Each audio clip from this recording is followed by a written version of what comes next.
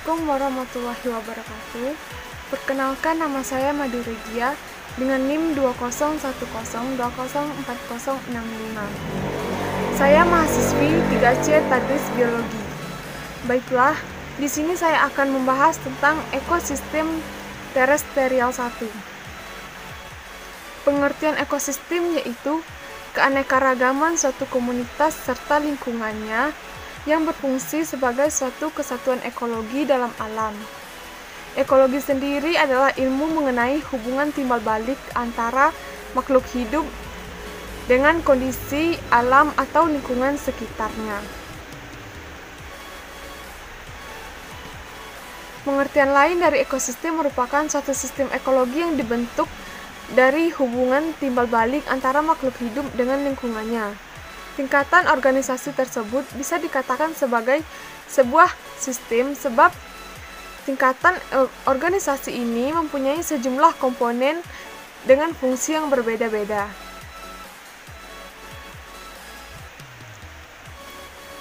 Tipe ekosistem terestrial berdasarkan bentuknya, yaitu yang pertama ekosistem alami dan yang kedua ekosistem buatan. Ekosistem alami yaitu ekosistem yang terbentuk akibat pengaruh alam sekitar, bukan akibat dari campur tangan manusia seperti sungai, laut, serta gunung.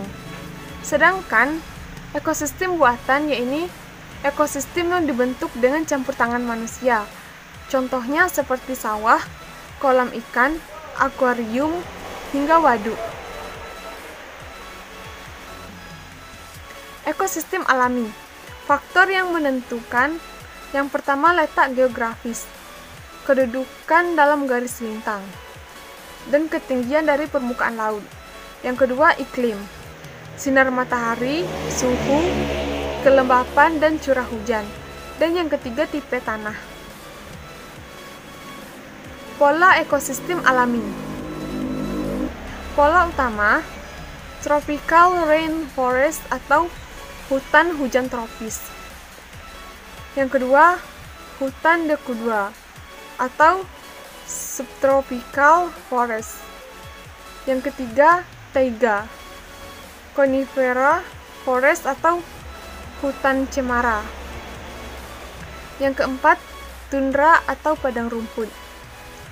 Tipe antara 1.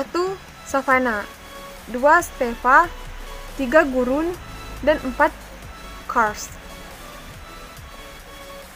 Sabana, padang rumput yang dipenuhi oleh semak atau perdu dan diselilingi oleh beberapa jenis pohon yang tumbuh menyebar seperti palem dan akasia.